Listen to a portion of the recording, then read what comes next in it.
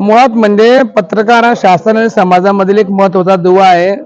पत्रकार हा दैनंदिन आपल्या बातम्या या प्रेक्षकांपर्यंत पोहोचवण्याचं काम करतो. त्याच अनुषंगाने आपल्या महाराष्ट्र राज्यामधले ज्या बी काही शासकीय राजकीय ज्या काही घडामोडी आहेत त्या घडामोडीचं काम ते करत असतात. त्याच अनुषंगाने काल जे बंडखोर खासदार आहेत संजय दिना पाटील यांची आणि पत्रकारांचा वार्तालाप सुरू होता.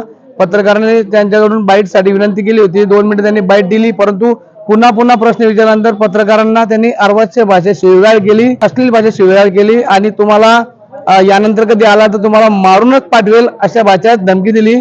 परंतु ही जी भाषा होती भाषा अतिशय चुकीची होती. एका संवेदनशील लोकप्रतिनिधीला अशी भाषा शोभत नाही.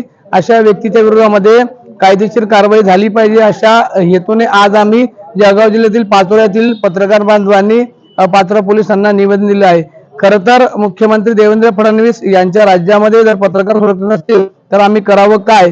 एकीकडे फडणवीस साहेब म्हणतात की पत्रकारांना जर तुम्ही हात लावाल तर जेलची हवा खावी लागेल आणि दुसरीकडे शिंदे सेनेचे खासदार मात्र पत्रकारांना मारून टाकण्याची धमकी देतात. हे अतिशय दुर्दैवी आहे.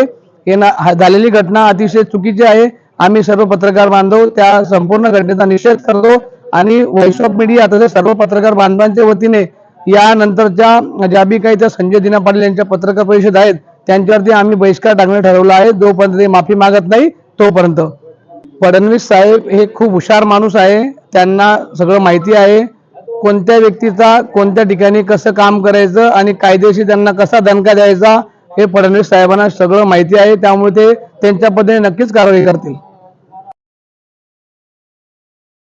निषेध असो संजय दिना पाटील यांचा निषेध असो, निषेध असो निषेध असो संजय दिना पाटील यांचा निषेध असो, कारवाई झालीच पाहिजे. झालीच पाहिजे.